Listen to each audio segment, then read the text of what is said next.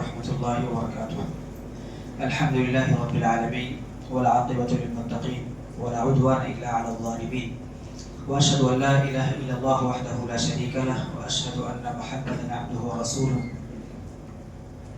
أما بعد فأعوذ بالله من الشيطان الرجيم. بسم الله الرحمن الرحيم. ولا تكونوا كالتي نقضت غزلها من بعد قوة أنكاثا. وقال تعالى وما أمروا إلا ليعبدوا الله مخلصين له الدين حنفاء ويقيموا الصلاة ويؤتوا الزكاة وذلك دين القيمة. رب اشرح لي صدري ويسر لي أمري واحلل عقدة من لساني يفقهوا قولي. سبحانك لا علم لنا إلا ما علمتنا إنك أنت العليم الحكيم. رب يسر ولا تعسر وتمم بالخير.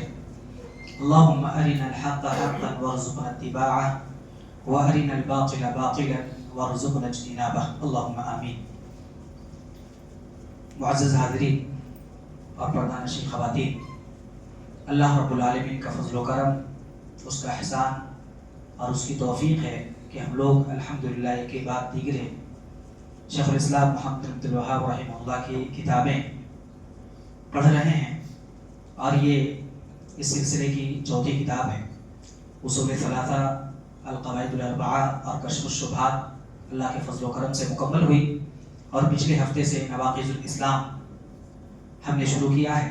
اللہ تبارک و تعالیٰ سے دعا ہے رب کریم ہم تمام لوگوں کو اس کتاب کے ساتھ تعلق مضبوط کرتے ہوئے اسے بھی مکمل کرنے کی توفیق عطا فرمائے. ساتھ ہی ساتھ ہم جو سیکھیں، ہم جو پڑھیں، ہم جو سنیں، اس کے اوپر خود ہمیں عمل کی توفیق دے، اور پھر اس پیغام کو دوسروں تک بھی نشر کرنے کی توفیق سے نوازے. اللہم آمین. پچھلے درس میں نواقض الاسلام اس کتاب کے تعلق سے تمہیدی باتیں کی گئی تھی، اس کا معنی اور مفہوم. اسی طرح سے شیخ الاسلام محمد بن عبد الوہاب رحمہ اللہ کی مختصر زندگی اور ان کا مختصر تعارف، بریف انٹروڈکشن کرایا گیا تھا. اور اس کے بعد نواقض الاسلام میں جو دو کلمات ہیں، دو ورڈز ہیں، نواقض اور اسلام، اس کی بھی تھوڑی سی تشریح کی گئی تھی. یعنی ایسے اعمال جو اسلام کو توڑ دینے والے یا اسلام سے خارج کر دینے والے ہیں. اس سلسلے میں اسلام اور ایمان کے درمیان فرق کو بتایا گیا تھا. ساتھ ہی ساتھ یہ بھی بتایا گیا کہ اسلام کے اندر جب انسان داخل ہوتا ہے کچھ ایسے کام ہوتے ہیں جو اسے اسلام سے خارج کر دیتے ہیں. انہی چیزوں کو نواقض اسلام کہا جاتا ہے. اگر دیکھا جائے تو اس موضوع سے متعلق علماء کرام نے باقاعدہ اس کا اہتمام کیا ہے، اس موضوع کو بیان کرنے کا، اور اس کے سلسلے میں مستقل کتابیں بھی لکھی ہیں. اور فقہ کی کتابوں میں اس تعلق سے آپ باب حکم المرتد اس نام سے چیپٹر قائم کیا ہے کہ مرتد یعنی اسلام سے پھر جانے والے کی حکم کے سلسلے میں کیا کیا باتیں ہیں. اسی سلسلے میں یہ نواقض الاسلام یعنی ایسے کام، ایسے اعمال، ایسے اقوال جو اسلام سے خارج کر دیتے ہیں، اور پھر اس شخص کا حکم کیا ہوگا، اس کو بھی بیان کیا ہے.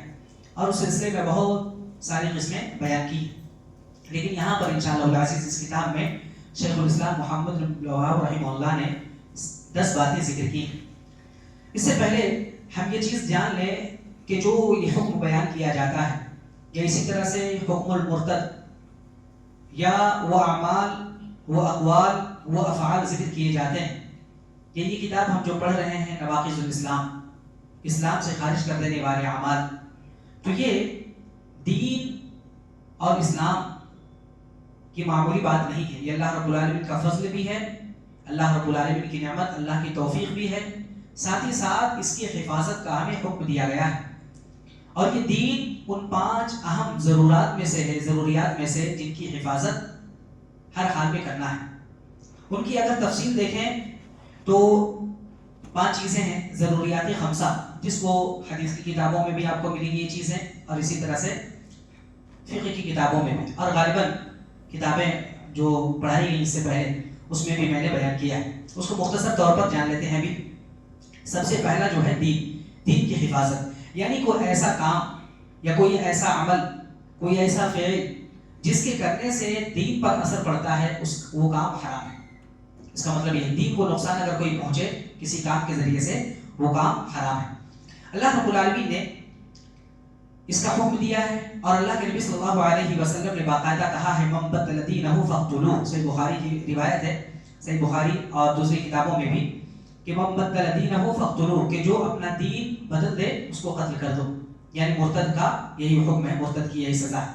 لیکن یہ اسلامی حکومت ہو تب, اسلامی خلافت ہو, اور باقاعدہ اس کے بعد میٹنگ بیٹھے گی اور اس کے لیے باقاعدہ ثبوت, پروف, اور اس کے بعد پھر یہ حکم ہوگا.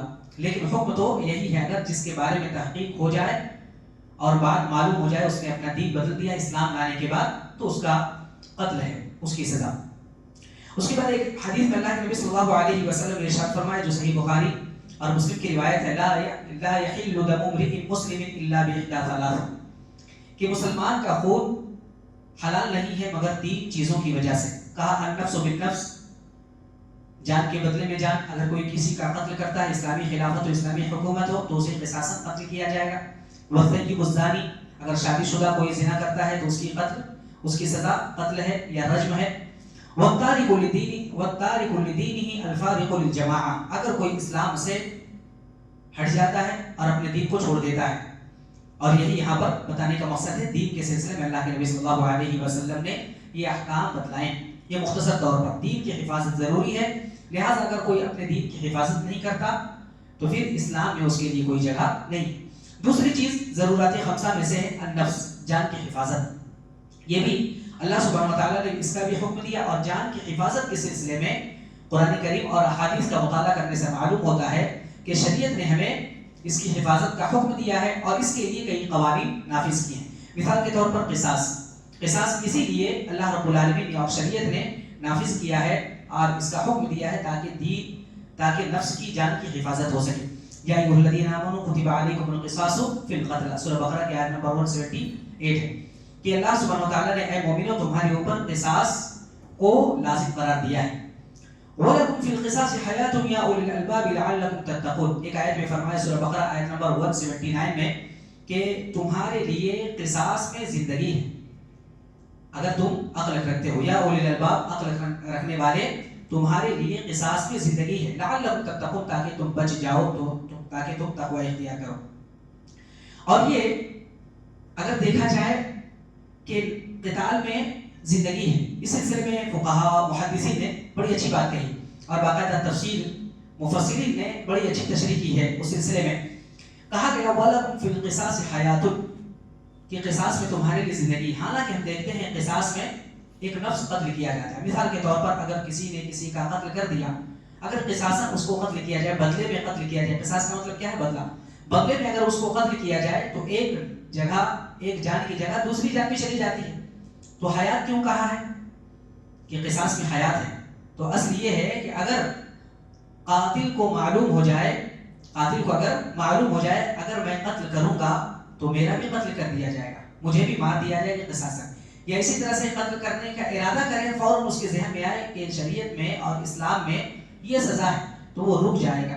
لہٰذا جہاں کہیں بھی کوئی قتل کا ارادہ کرے, قتل کرنے کے ارادے سے چلے یا قتل کی سوچے, تو اس کے دل میں خیال آئے گا جس کی وجہ سے بہت ساری زندگیاں بچ جائیں گی. اس لیے کہا ہے کہ یہ قتل کو بچانے والا ہے زندگی.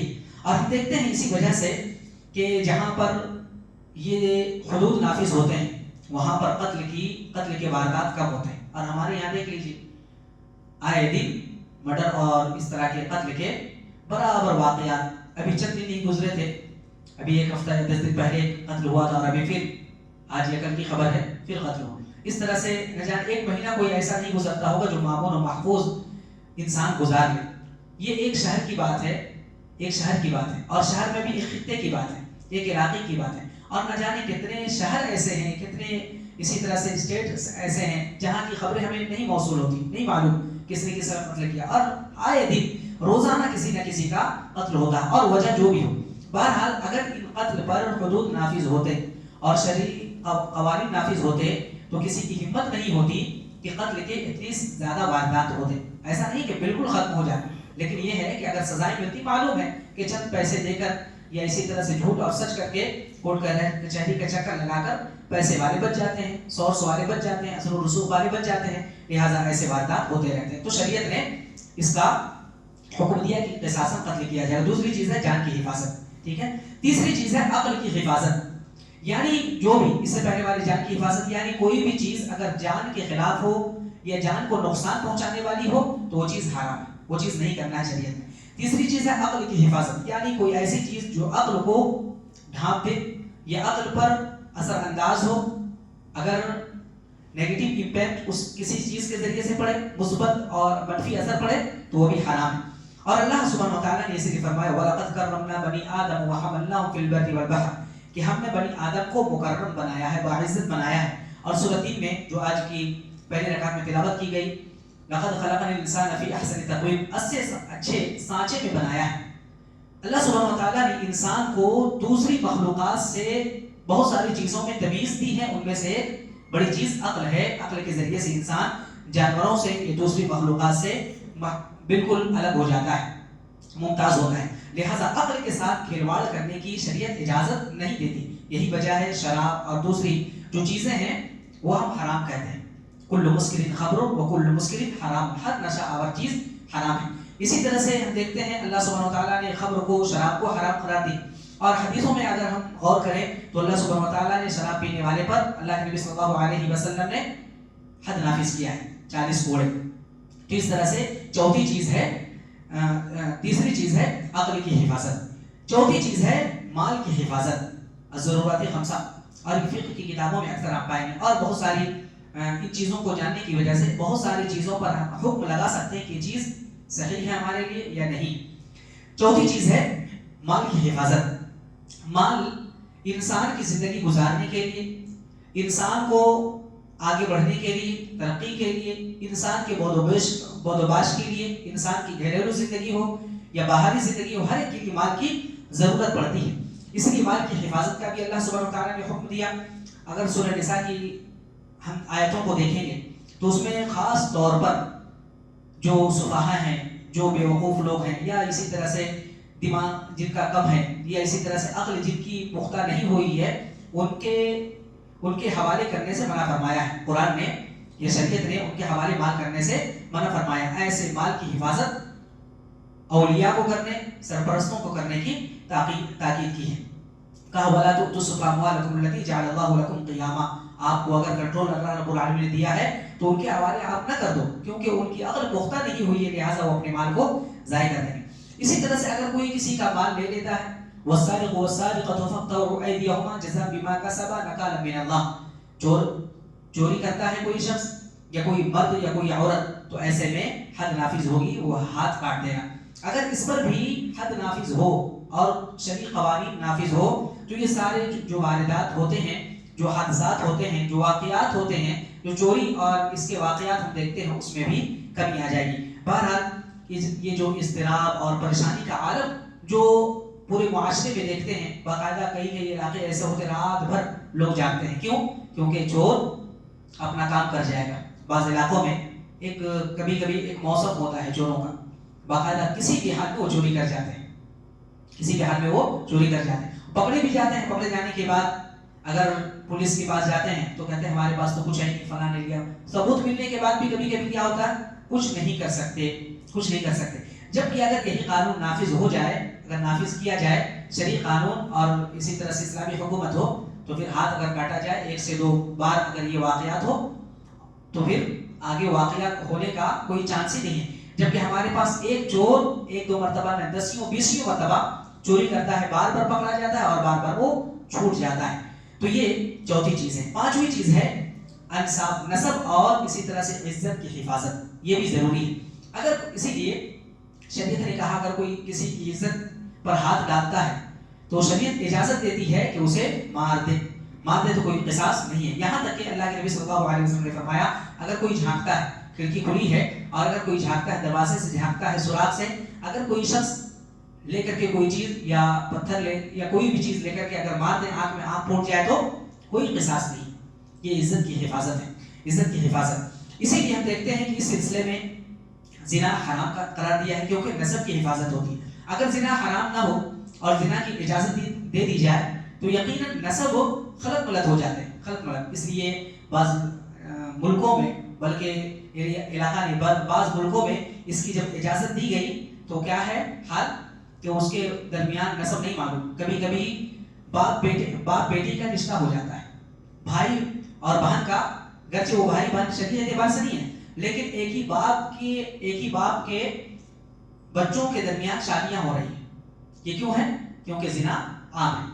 تو اللہ سبحانہ و تعالیٰ نے اور شریعت نے اس کو حرام قرار دیا ہے تاکہ نسب کی حفاظت ہو.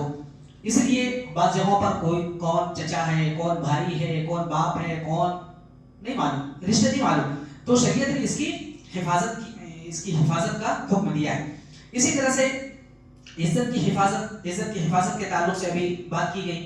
اسی طرح سے کوئی کسی کی عزت اچھال لیتا ہے، کوئی کسی کے دامن پر داغ لگا دیتا ہے، پھر بعد میں پتہ چلتا نہیں یہ غلط بات تھی. کیا بات ہے؟ ہاں معافی مانگ لیتا کوئی شخص، یا دھڑلے سے کہتا میں نے ایسا سمجھا تھا. لیکن اگر شرعی قانون ہو تو کیا ہے؟ حد قذف، اتہام، الزام، تہمت لگانے کی حد نافذ ہوگی. ٹھیک ہے. 80 کوڑے، یا اسی طرح سے 80 کوڑے لگائے جائیں گے، جیسا کہ حضرت عائشہ رضی اللہ عنہا کی عزت پر جب لوگوں نے بات کی تھی تو کوڑے لگائے گئے تھے. تو شریعت نے اس کی بھی حفاظت کا حکم دیا ہے اور باقاعدہ اس کے لیے پورے قوانین نافذ کیے ہیں. والذین یرمون المحصنات ثم لم یأتوا بأربعۃ، اور بڑی کڑی سزا سنائی ہے کہ ایسے شخص کو باقاعدہ 80 کوڑے بھی لگائے جائیں گے اور ان کی شہادت، ان کی گواہی کو آئندہ قبول بھی نہیں کیا جائے گا. یہ تو دنیا کے اندر ہوگا، اور بعد میں اللہ رب العالمین اگر توبہ نہ کرے تو الگ بات ہے. اگر توبہ کر لے تو بعض علماء نے کہا توبہ کرنے کے بعد بھی ان کی شہادت قبول نہیں ہوگی، ان کی گواہی تسلیم نہیں کی جائے گی. اگر کسی نے کسی پر تہمت لگائی ہے تو باقاعدہ 4 گواہ لانا ضروری ہے. 4 گواہ لانا ضروری ہے. آج دیکھیں کوئی کسی پر تہمت لگا دیتا ہے، سوشل میڈیا کا دور ہے، کوئی کسی کے تعلق سے اٹ پٹانگ باتیں بتا دیتا ہے، اس کے بعد کوئی اس پر کارروائی نہیں ہوتی، کارروائی کر بھی نہیں سکتے. لہٰذا یہ عزت کی حفاظت بھی ضروری ہے. یہ 5 چیزیں ہیں جن کی حفاظت، جن کی محافظت اور جن کو امن و امان میں رکھنا یہ شریعت کا حکم ہے. اور ان میں سے پہلی چیز کیا ہے؟ دین. تو یاد رکھیں دین، اسی طرح سے عقل، اور کیا ہے؟ مال، عزت، نسب، اور ایک چیز کیا ہے؟ یہ 5 چیزیں ہوں گی نا، 5 چیزیں ہوں گی. تو 5 چیزوں کی حفاظت ضرور. ان میں سے سب سے اصل جو ہے وہ دین ہے. اگر کوئی دین کی حفاظت نہیں کرتا، دین میں آنے کے بعد لا اکراہ فی الدین جو کہا گیا ہے، لا اکراہ فی الدین، دین میں کوئی زبردستی نہیں. یہ دین میں داخل ہونے سے پہلے کی بات ہے. بعض لوگ اس کو ایشو بناتے ہیں اور کہتے ہیں کہ دیکھو لا اکراہ فی الدین، ہماری مرضی ہم نے قبول کیا، ہماری مرضی ہم نکل جاتے ہیں. نہیں، ایسا نہیں ہوتا، بلکہ کچھ قوانین ہوتے ہیں. ہر چھوٹے موٹے اسکول میں بھی یہ قوانین نافذ ہوتے ہیں. جب آپ نے داخلہ لے لیا ہے اندر اور ایڈمیشن آپ نے لیا، اس کے بعد قوانین نافذ ہوں گے، ہے نا. ایک بچہ ہے جو ابھی ایڈمیشن نہیں لیا، وہ اگر باہر کھیل رہا ہو، سنڈے کے علاوہ دوسرے دن بھی چھٹی کر رہا ہو، باقاعدہ وہ کھا رہا ہو، سو رہا، اسے کوئی اسکول مینجمنٹ کچھ کہتی، ذمہ داران کچھ کہتے؟ کچھ بھی نہیں کہتے. لیکن ایڈمیشن اگر اس نے لے لیا ہے، باقاعدہ 5 منٹ پہلے اسے اسکول سے نکلنے کے لیے بھی پرمیشن کی ضرورت ہے. اگر لیٹ آئے وہ تب بھی اسے پنشمنٹ دیا جاتا ہے. اسی طرح سے اگر یونیفارم نہ ہو تو اسے پنشمنٹ دیا جاتا ہے، یا اسی طرح سے فائن لگایا جاتا ہے. اور بہت ساری ہوم ورک نہ کرے، یا اسی طرح سے کچھ لیٹ ہو جائے یا کچھ دن نہ آئے تو کیا ہے؟ پنشمنٹ، یا اسی طرح سے فائن. یہ چھوٹے موٹے اسکول ہم نے جو بنایا ہے، یہ اللہ رب العالمین کا جب قانون ہے، اللہ رب العالمین نے یہ دین جب اتارا ہے، نازل کیا ہے، تو اس کے بھی کچھ قوانین ہوں گے. لہٰذا آپ اگر دین کے اندر نہیں داخل ہوتے ہیں تو کوئی حرج نہیں، آپ پر کوئی زور زبردستی نہیں، نہ ہی آپ پر حدود نافذ ہوں گے. لیکن اگر آپ نے ایڈمیشن لے لیا، گویا کہ آپ اندر داخل ہو گئے سرکل کے اندر، تو آپ کے اندر اس سرکل کے اندر جو قوانین ہیں وہ نافذ ہوں گے. لہٰذا آپ اپنی مرضی سے نہیں جا سکتے، آپ اپنی مرضی سے اس سرکل سے یعنی اسلام سے نہیں نکل سکتے، ہے نا. اگر نکلیں گے تو پھر اس کے قوانین کے تحت. اگر کوئی نکلتا ہے تو اللہ سبحانہ وتعالی، اللہ کے نبی صلی اللہ علیہ وسلم نے کیا فرمایا؟ من بدل دینہ فاقتلوہ، اسے قتل کر دو سزا کے طور پر. تو اسی کو ردت کہا جاتا ہے. اور یہی اس کتاب کا موضوع ہے، اصل میں اس کتاب کا موضوع ہے. اور اتنی لمبی تمہید کا مطلب بھی یہی ہے کہ ساری باتیں سمجھ میں آ جائے. اگر کوئی دین سے نکلتا ہے تو ضروری نہیں کہ وہ یہ کہے کہ میں نکلتا ہوں. جیسے بعض لوگوں نے اعلان کیا باقاعدہ میڈیا کے سامنے آ کر کے مجھے دین اسلام پسند نہیں ہے، یا میں اس کو نہیں مانتا. اب کفرستان میں یا کفر کو مانتا ہوں یا شرک میں ایمان رکھتا ہوں وغیرہ. تو اگر کوئی صرف علی الاعلان کہے تو ضروری نہیں, کئی چیزوں کے ذریعے سے. پہلی چیز, دین سے اگر کوئی نکلتا ہے تو قول کے ذریعے سے, یعنی بول کر کے, کہہ کر کے, یہ بھی دین سے اخراج اور اس کو ارتداد کہا جائے گا اور وہ شخص مرتد ہو جائے گا. ٹھیک ہے. دوسری چیز ہے اعتقاد کے ذریعے سے. بعض اعتقادات ایسے ہیں, یقین ایسے ہیں, عقیدہ ایسا ہے کہ اس عقیدے کے رکھنے کی وجہ سے وہ شخص دین اسلام سے خارج ہو جاتا ہے, گرچہ وہ زبان سے نہ کہے. تیسری چیز ہے کوئی ایسا کام, ضروری نہیں کہ وہ بولے, ضروری نہیں اعتقاد رکھے, اعتقاد کیا ہے, دل کا نام ہے. تیسری چیز ہے وہ کوئی ایسا فعل, کوئی ایسا عمل انجام دے, کوئی ایکشن ایسا ہو اس کا جس کی وجہ سے اسلام سے خارج ہو جاتا ہے. اور چوتھی چیز ہے شک کی بنیاد پر, بعض چیزوں میں اگر وہ شک کرے تو شک کی وجہ سے اسلام سے خارج ہو جاتا ہے. اور یہی ردت کے یا ارتداد کے اصول ہیں, یہی ارتداد کے اصول ہیں. لہٰذا اگر ان چاروں چیزوں کو دیکھیں, سب سے پہلے قول یعنی کہہ کر, دوسری چیز ہے اعتقاد رکھ کے, کسی چیز کا یقین رکھے, اعتقاد رکھے, عقیدہ رکھے, جس کو اعتقاد, عقیدہ اور یقین کہتے ہیں. تیسری چیز ہے کوئی فعل انجام دے, کوئی کام ایسا کرے, کوئی عمل ایسا انجام دے. چوتھی چیز ہے شک کی بنیاد پر, شک اگر کسی چیز میں کرے تو اس کی وجہ سے. اور اگر ان تمام چیزوں کو دیکھیں تو ان تمام چیزوں کی وجہ سے بہت سارے ایسے اعمال نکل کر کے آتے ہیں سامنے ہمارے پاس, یا کچھ افعال آتے ہیں, یا کچھ قسمیں ایسی بنتی ہیں جنہیں ہم نواقض اسلام کہتے ہیں, یعنی اسلام سے دور کر دینے والے اقوال, دور کر دینے والے افعال, دور کر دینے والی چیزیں, اسلام سے خارج کر دینے والی چیزیں. انہی چیزوں کو ہم انشاءاللہ العزیز اس میں پڑھیں گے. اور اللہ سبحانہ و تعالیٰ نے کئی اس کی دلیلیں ہیں انشاءاللہ العزیز. میں سمجھتا ہوں کہ آئندہ ہی اس کتاب کا آغاز ہوگا, اور کتاب کے آغاز سے پہلے بھی بعض چیزیں یہاں پر بتائی جائیں گی. کہ ابھی جو تمہید کے طور پر 4 باتیں بتائی گئی, 4 باتیں بتائی گئی قول کے ذریعے سے, اسی طرح سے اعتقاد کے ذریعے سے, فعل کے ذریعے سے اور شک کی وجہ سے. تو ان چاروں چیزوں کی وجہ سے کچھ دلائل ہیں وہ آپ کے سامنے پیش کی جائیں گے. اور جیسا کہ پہلے بتایا گیا تھا, یہ جو کتاب ہم پڑھ رہے ہیں شیخ الاسلام محمد بن عبد الوہاب رحمہ اللہ کی کتاب ہے, ٹھیک ہے, نواقض الاسلام. اور اس کی شرح بہت سارے علماء نے کی ہیں, لیکن ان میں سے شیخ صالح الفوزان حفظہ اللہ کی شرح ہم سامنے رکھ کر کے اسی کو بیس بنا کر اور بنیاد بنا کر کے اس کتاب کو انشاءاللہ العزیز ہم مکمل کریں گے. اللہ تبارک و تعالیٰ سے دعا ہے. اور اس سلسلے میں بعض جو فرقے ہیں, جو گمراہ فرقے ہیں, ان کی بھی باتیں آئیں گی ایک درس میں. میں سمجھتا ہوں کہ وہ انشاءاللہ العزیز تمہیدی باتیں ختم ہو جائیں گی, اس کے بعد باقاعدہ ایک کے بعد دوسرے اور تیسرے نواقص کے بارے میں جانیں گے. اللہ سبحانہ و تعالیٰ ہم سب کو اس کتاب کے ساتھ شامل رہنے اور اس کتاب کے ساتھ باقاعدہ اپنا تعلق مضبوط کرتے ہوئے, اس میں دلچسپی لیتے ہوئے مکمل طور پر اس کتاب کو تکمیل تک پہنچانے کی ہمیں توفیق عطا فرمائے. اللہ رب العالمین ہمارے عقیدے کی حفاظت فرمائے, ہمارے اسلام کی, ہمارے ایمان کی حفاظت فرمائے, اور جو بھی اسباب, جو بھی علل, جو ریزنز ہیں جن کی وجہ سے اسلام کمزور ہوتا ہے, رب العالمین ان تمام چیزوں سے ہم لوگوں کی حفاظت فرمائے. آمین یا رب العالمین. سبحانک اللہم و بحمدک, اشہد ان لا الہ الا انت, استغفرک و اتوب الیک. وصلی اللہ علی النبی الکریم. السلام علیکم ورحمۃ اللہ وبرکاتہ.